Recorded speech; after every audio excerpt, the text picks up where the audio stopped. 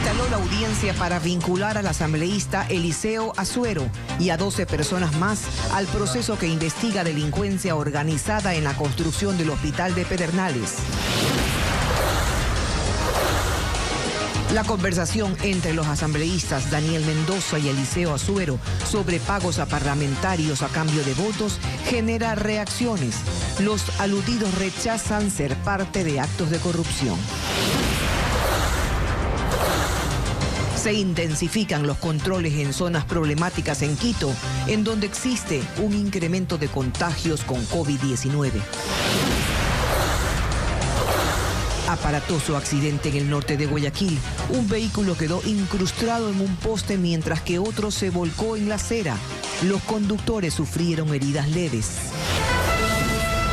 Las noticias en Televistazo con Tania Tinoco y Gabriela Baer.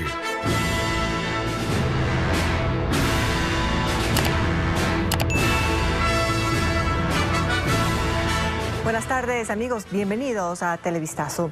Iniciamos contándoles que se desarrolla la audiencia en la que la Fiscalía formuló cargos en contra del asambleísta Eliseo Azuero y 11 personas más en el proceso que investiga delincuencia organizada por irregularidades en la construcción del hospital de Pedernales. Hola, Tania. ¿Qué tal, Gabriela, amigos televidentes? Buenas tardes. En ese caso está detenido el asambleísta Daniel Mendoza. Vamos a un enlace en vivo con la Corte Nacional de Justicia y se encuentra Francisco Garcés. ¿Qué tal, Francisco? ¿Qué ha ocurrido hasta el momento?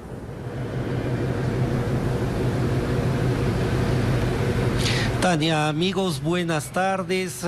Aquí sí, hasta esta hora se realiza y ha pasado toda la mañana esta audiencia en la que se realiza el proceso de vinculación, como ya lo dijeron, al asambleísta Eliseo Azuero y también a otras 12 personas en este proceso. Y lo que hay que resaltar es que, aunque en horas previas el asambleísta Azuero había anunciado a través de redes sociales y en comunicaciones directas de que se presentaría personalmente en esta audiencia, no llegó.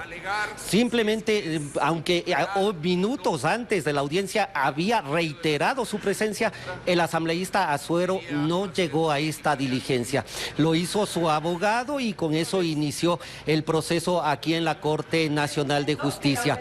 Recordemos, y es lo que se ha reiterado aquí en la Corte Nacional, la Fiscalía ya a esta hora ha pedido la prisión tanto para el asambleísta Azuero como también para las otras 12 personas vinculadas en este caso de delincuencia organizada. La Fiscalía ha dicho que el asambleísta Azuero y otras personas son la cabeza de una organización delincuencial que se benefició de más o menos 8 millones de dólares, que fue el anticipo entregado para la construcción del hospital de Pedernales, y por eso se los está vinculando a este caso, que entre otros mantiene detenido también al asambleísta Daniel Mendoza. Pero vamos a escuchar lo que dijo a su entrada el abogado de Eliseo Azuero, quien se refirió a la grabación de una conversación telefónica entre su defendido y también el asambleísta Daniel Mendoza, que hace referencia a este caso. Escuchemos a continuación lo que dijo el abogado. Que el señor Mendoza busca de alguna manera librarse de cualquier tipo de responsabilidad pretendiendo embarrar a otros funcionarios públicos, entre ellos el propio asambleísta Azuero y la ministra María Paula Romo. Es evidente, porque esos diálogos forzados, ese diálogo manipulado, ese diálogo fraguado, busca exclusivamente aquello. Y con esto él pretende, a lo mejor, beneficiarse de una rebaja de pena al hacerse creer o al hacerle creer a la Fiscalía General del Estado una supuesta colaboración eficaz, pero estoy convencido que la Fiscalía General del Estado tampoco caerá en ese juego. Lo escuchamos, es la defensa de Eliseo Azuero y eso es lo que se ha reiterado en la audiencia, y cada uno de los 13 procesados también sus defensas están alegando cuáles son estos argumentos para impedir que durante esta tarde se les dicte al menos la prisión preventiva. Todos están apuntando a que se deben dictar medidas adicionales, pero evitar la prisión en este caso. Eso es lo que vamos a escuchar y sabremos durante la tarde en la conclusión de esta audiencia de vinculación. Seguimos, Gaby, con más información en Estudios contigo. Buenas tardes. Gracias, Francisco. Y como una cochinada califican los legisladores incluidos en una conversación entre Daniel Mendoza y Eliseo Azuero el que se los vincule con un supuesto reparto. Ellos niegan cualquier tipo de acto ilegal y piden a la Fiscalía que esclarezca estos hechos. Patricio Díaz nos recuerda que todos son parte del BADI, bancada de Azuero. La transcripción de los peritos del audio en el que presuntamente Daniel Mendoza y Eliseo Azuero hablaban de pagos menciona nombres que coinciden con los de varios legisladores de la bancada de Acción Democrática BADI. Por ejemplo, los primeros 370 que tú dijiste, ¿esos se lo dieron a quiénes? Eran como 90 por asambleísta. Pero hermano, entre el Freddy hasta... Freddy coincide con Freddy Alarcón, miembro del BADI. Niega cualquier vinculación con esto. En lo que tiene que ver a mi persona no creo que se refiera porque yo no me he prestado para estos temas oscuros reñidos con la ley y la bancada tampoco se ha prestado para esto. Sí, pero no solamente para el tema de la plata, ¿sí me entiende? Te entiendo.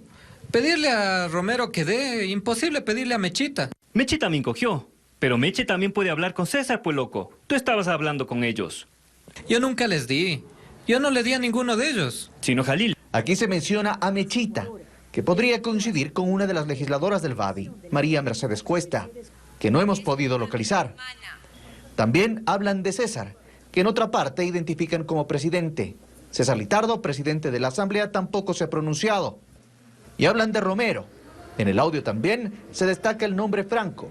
Franco Romero, coordinador actual del BADI, rechazó igualmente cualquier vinculación. Naturalmente, nosotros no tenemos absolutamente nada que ver en ese tipo de cosas. Un diálogo bastante forzado, aparentemente, entre Mendoza y el asambleísta Azuero.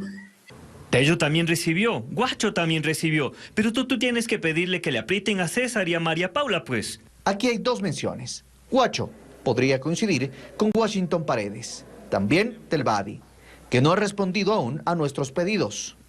Y Raúl Tello, del mismo bloque. Él dice estar indignado, rechaza que se lo vincule. Rechazo absolutamente, totalmente, la pretensión de quererme involucrar en esas cochinadas y en esos actos de carácter delincuencial. El audio fue grabado luego de la detención del asesor de Mendoza, es decir, pasado mediados de mayo. Ellos consideran que el exlegislador buscaba afectarlos. Mendoza pretende involucrar a toda fuerza en una conversación a un grupo de asambleístas, particularmente a quien habla. Me da la impresión como que Mendoza trata de inculpar a otras personas para poder salir de su problema. Esperemos que la Fiscalía haga su trabajo. Los tres legisladores temen que la filtración del audio haya querido también afectar la elección del vicepresidente de la República, y más cuando María Paula Romo estaba entre las candidatas. Sin embargo, cada uno votará diferente en esa elección. Para esta tarde, a las 17:40 está convocada la sesión del Pleno de la Asamblea para la designación del nuevo o la nueva vicepresidenta de la República. Los legisladores podrán seleccionar a alguien de la terna enviada por el primer mandatario. La lista está conformada por María Paula Romo, ministra de Gobierno. Le siguen Juan Sebastián Roldán, secretario de Gabinete, y María Alejandra Muñoz, quien es la secretaria del Servicio Nacional de Aduanas. Al momento no hay los 70 votos necesarios para ninguno. Yo no me voy a prestar ni directa ni indirectamente para que la señora María Paula Romo llegue, sea con votos o sea por la ventana, a la vicepresidencia de la República del Ecuador. Ante ello, opciones son, por un lado, votar por el rechazo de la terna planteada por el gobierno, o incluso analizar votar por la tercera persona de la terna, que sería la única que no tiene cuestionamiento sobre su decencia en lo personal. Las denuncias escuchadas ayer, que son públicas y notorias, complican aún más la terna enviada por el Ejecutivo a la Asamblea Nacional. Si bien la terna es política y nunca caló en la Asamblea y no tiene los votos, con las denuncias denuncias de ayer se complican aún más. Habrá más insistencia hoy de parte de la Asamblea Nacional de que esa terna sea devuelta al Ejecutivo y que el Ejecutivo envíe una nueva terna a la Asamblea Nacional para elegir un nuevo vicepresidente de la República.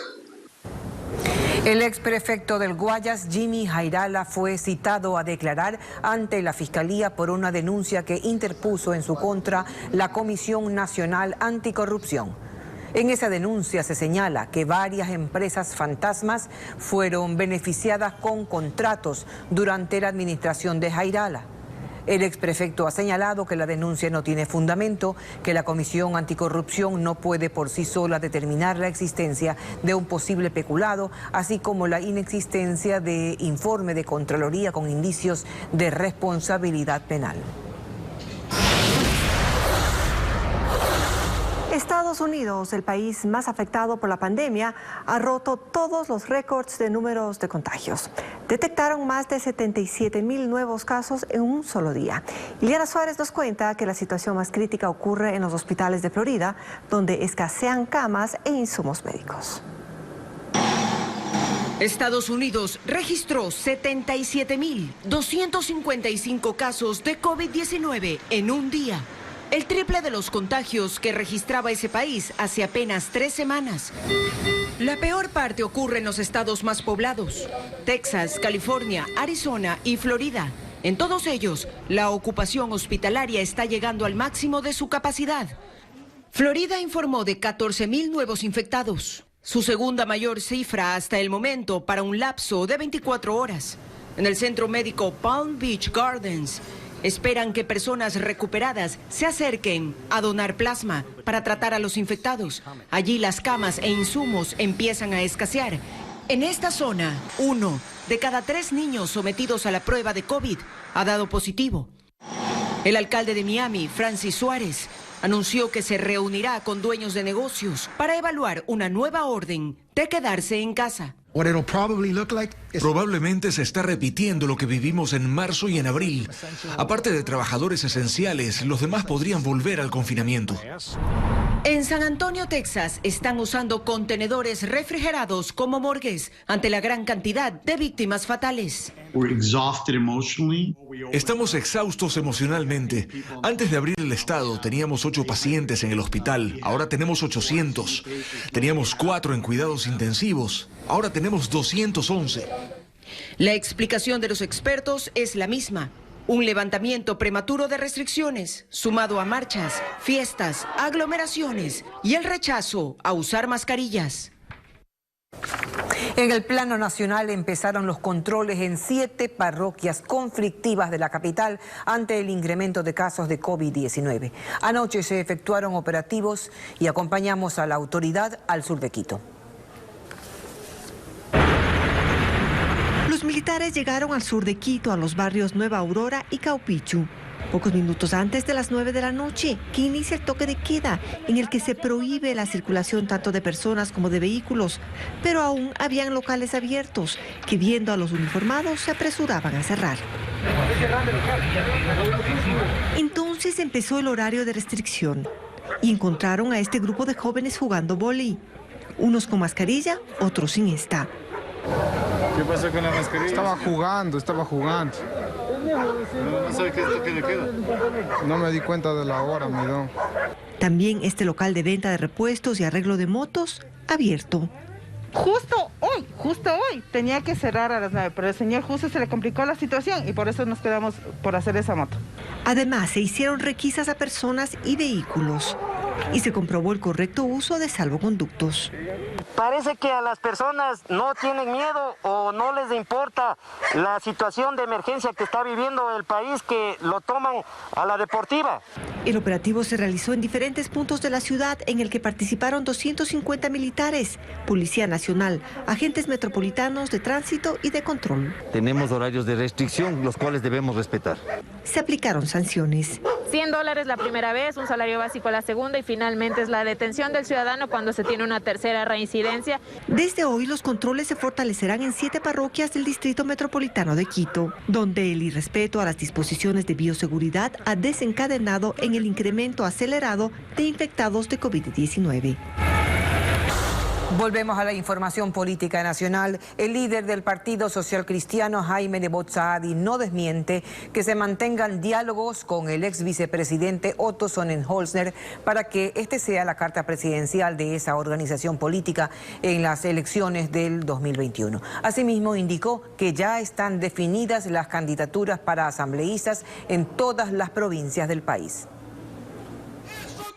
Cuando a Jaime Nebot se le pregunta sobre los diálogos con el ex vicepresidente Otto Sonnenholzner, diálogos que buscarían consolidar un eventual respaldo a su candidatura presidencial por parte del Partido Social Cristiano, prefiere no ahondar en detalles de lo que no se puede desmentir. No hay cosas que yo pueda revelar, perdónenme, en estos momentos, porque ya sea con mis compañeros de dentro del partido o con varias personas que estamos conversando fuera, cualquier comentario mío parecería que quiero inclinar la balanza de una parte y ese no es mi estilo.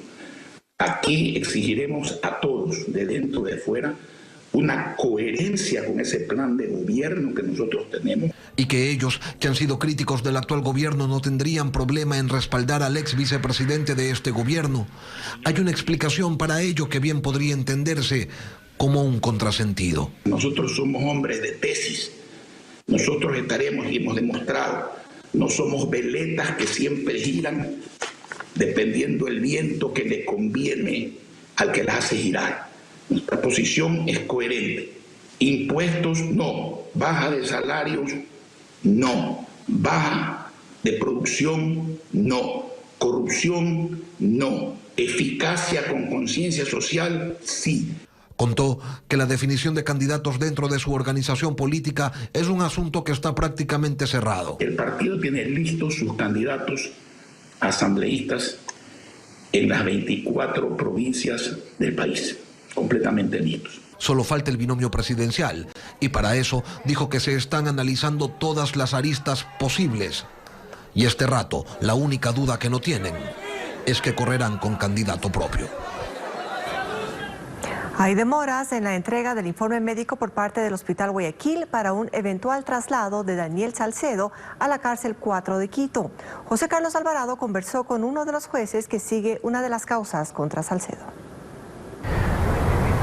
Así es, continúan los distintos procesos en los que se vincula a Daniel Salcedo Bonilla, señalado por participar presuntamente en la contratación irregular de insumos médicos en distintos hospitales de la ciudad de Guayaquil. Durante esta mañana, el juez Reinaldo Ceballos, designado en la causa por peculado contra Salcedo, detalló que hace 2 días se cumplió el plazo para la entrega del informe médico por parte del Hospital Guayaquil para tomar una decisión sobre un posible traslado a la cárcel 4 de Quito. Escuchemos lo que dijo el juez Ceballos. Le concedí un término de 72 horas que se vencieron el día miércoles.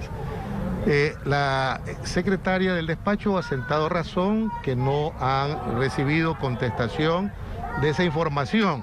Cuando a quien se requiere que cumpla con un mandato judicial no lo hace, podría incurrir en un delito.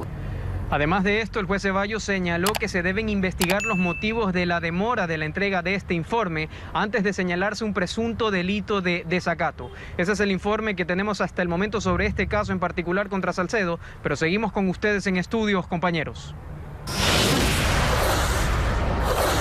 El Ministerio de Trabajo expidió 2 acuerdos ministeriales para la aplicación de la reducción de la jornada laboral por la emergencia sanitaria establecida en la Ley de Apoyo Humanitario. Juan Carlos Aisprúa nos informa que todos los acuerdos suscritos entre empleador y trabajador bajo esta modalidad deben ser informados al Ministerio de Trabajo.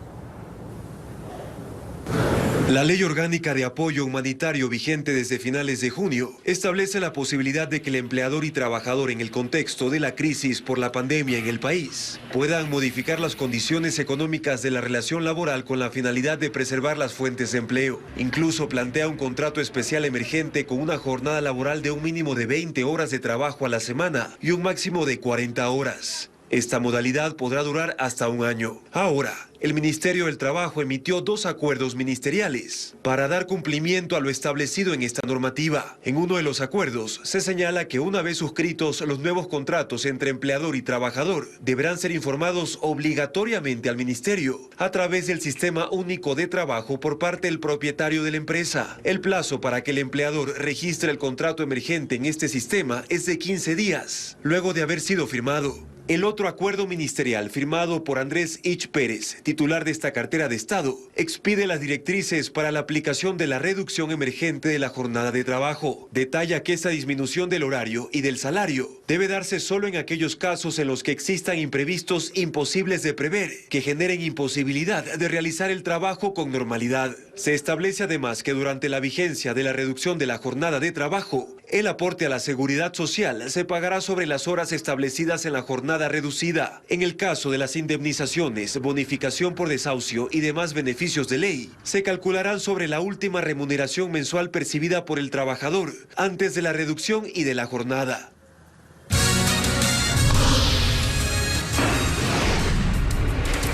Más adelante en Televistazo, grave accidente entre 2 vehículos en el norte de Guayaquil.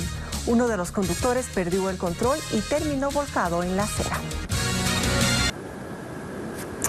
Esta mañana se registró un aparatoso accidente en el norte de Guayaquil. Los 2 vehículos involucrados terminaron estrellándose contra un cerramiento y un poste de electricidad. Melin Ochoa nos informa que a pesar del fuerte choque no hubo víctimas que lamentar. La escena impactaba a conductores y transeúntes. Uno de los vehículos quedó volcado contra un cerramiento metálico, mientras el otro auto terminó metros más allá, tras chocar un poste eléctrico. El hecho se registró esta mañana en la avenida Carlos Julio Arosemena, en el norte de Guayaquil.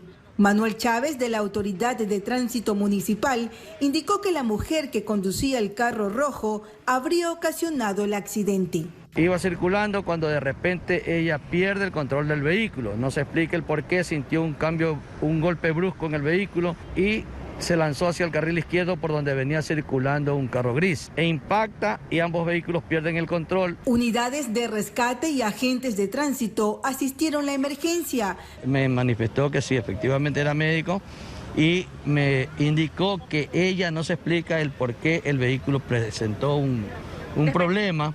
Pese a la magnitud del choque, ambos conductores sobrevivieron y resultaron con heridas leves, según comentaron los testigos. Porque salieron con dolores aquí, la nariz un poquito fracturada y sí salieron estables. Los uniformados recogieron los escombros y cerraron parcialmente la vía para retirar ambos vehículos con apoyo de grúas.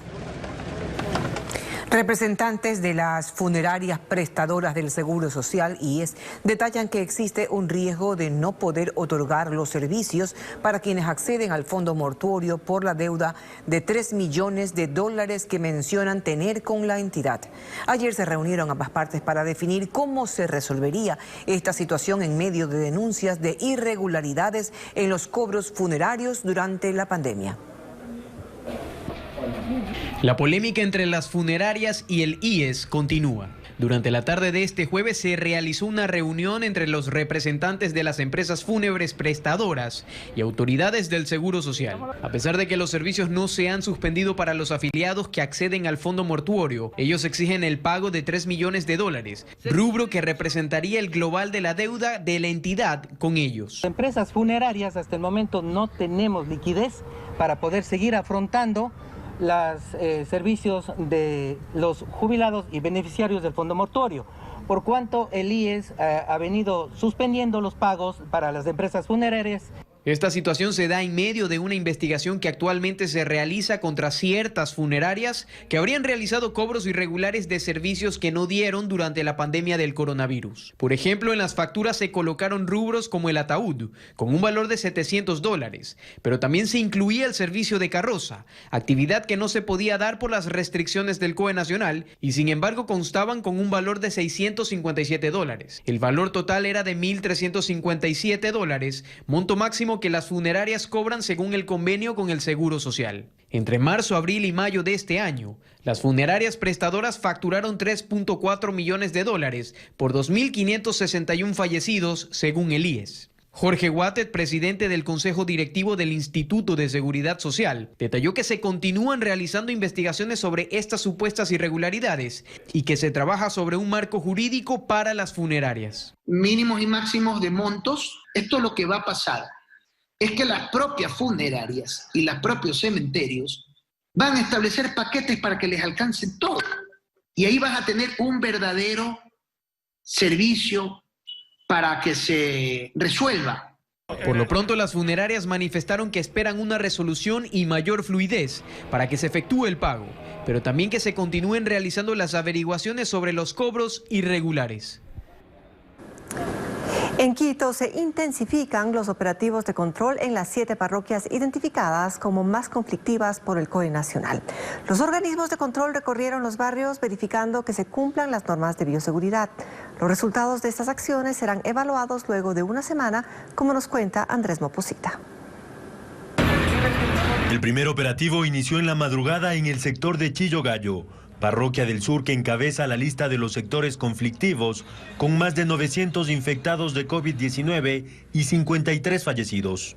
La policía reforzó a la zona con 70 uniformados que ayudaron a verificar el cumplimiento de las medidas de prevención, tras el anuncio del COE nacional de ejercer mayor control en 7 zonas problemáticas de la capital. Se recomienda hacer respeto y distanciamiento social y el uso correcto de la mascarilla. El perifoneo, canes y motorizados son parte de las nuevas estrategias que implementan los agentes para mantener el distanciamiento social. Controlar y ejercer un poco más aplicar la norma y la ley y que se respete en bien y en beneficio de la ciudadanía, evitando y tratar de evitar los contagios. Otro operativo conjunto salió desde el cuartel de Plicachima y recorrió la zona de Guamaní, también en el sur. La Intendencia revisó local por local el cumplimiento de la norma, mientras los militares retiraban a las personas que mal utilizaban el espacio público. Hemos suspendido 140 eventos en la provincia de Pichincha y hemos clausurado 68 establecimientos. Además, se sancionó a este joven que manejaba un camión sin portar mascarilla ni licencia de conducir. Que nos estamos encontrando bastante en tanto el extremo sur como el extremo norte de la ciudad. Las ventas ambulantes, las aglomeraciones, los libadores y las fiestas clandestinas son eventos que se repiten todos los días en estos barrios. Los controles serán más estrictos en la noche. Los organismos de control advierten que toda cantina y local que venda licor en el toque de queda será clausurado. Los resultados de estos controles serán evaluados luego de 7 días. Seguimos informando. El presidente Lenín Moreno sesiona con su gabinete ampliado en Salinas, provincia de Santa Elena. Durante la sesión, el mandatario y la ministra María Paula Romo se refirieron a la votación en la Asamblea para elegir al nuevo vicepresidente. William Young nos comenta más detalles al respecto. William. Con estrictas medidas de bioseguridad, aquí en la base naval de Salinas se realiza desde esta mañana el gabinete ampliado en el que el presidente de la República, Lenín Moreno, habló precisamente sobre la elección del nuevo vicepresidente de la República, la terna que envió a la Asamblea Nacional. También sobre esta situación o sobre esta elección en el Parlamento se refirió la ministra de Gobierno, María Paula Romo, quien precisó también detalles sobre esta conversación entre los asambleístas Daniel Mendoza y Eliseo Azuero. Veamos. La semana pasada envié esta terna escogiendo a personas de extraordinaria calidad en cuanto a su capacidad intelectual, en cuanto a su rectitud, a su honestidad, a su transparencia y también, por supuesto, a su ejecutoriedad con respecto a la gestión pública. Cualquiera de las 3 personas están en capacidad de hacerlo y están en capacidad de ocupar este puesto, así es que no debe asombrarnos que cualquiera de ellos pueda ser designado en su momento. Para nosotros esta no es una confrontación con la Asamblea Nacional, no es un motivo de disputa con la Asamblea Nacional, simplemente se ha activado el procedimiento constitucional para reemplazar al vicepresidente que ha presentado su renuncia la semana pasada. Entonces no es una confrontación con la Asamblea, simplemente se está activando un procedimiento constitucional. Como el presidente lo ha dicho, nosotros estamos a la espera de que la Asamblea tome la decisión que crea conveniente en el marco de la Constitución. La Constitución prevé la designación a través de mayoría o la designación por el Ministerio de la Ley. Además, la ministra Romo indicó algunas de las precisiones y cambios que se harán en el control sanitario en Quito. Se están analizando hacer controles específicos en 7 sectores en los que hay mayor riesgo de contagio y se han detectado más irresponsabilidades de sus habitantes. Dijo que todo esto está bajo análisis del COE Nacional y que en las próximas horas ya se dará un informe oficial de cuáles serán los cambios para controlar sanitariamente la capital de la República. Esta mañana el callejón interandino brindó un paisaje para deleite de todos. La majestuosidad de los volcanes y nevados estuvo a la vista. Así observamos al Cotopaxi, el Antisana, también el Ruco Pichincha. Desde Quito incluso a lo lejos se veía a los Ilinizas. Además apareció una especie de línea en el cielo. El INAMI indicó que estas nubes que se formaron y que se denominan altocumulus translúcidos son a causa del desplazamiento de aire húmedo por el aire seco. Son bellezas del paisaje andino de nuestro país. Y así los habitantes de Quito pudimos disfrutar de este bello paisaje. Con esto nos estamos despidiendo, Tania. Paisaje de nuestro maravilloso Ecuador. Así nos despedimos. A las 19 horas en Televistazo Estelar habrá más información.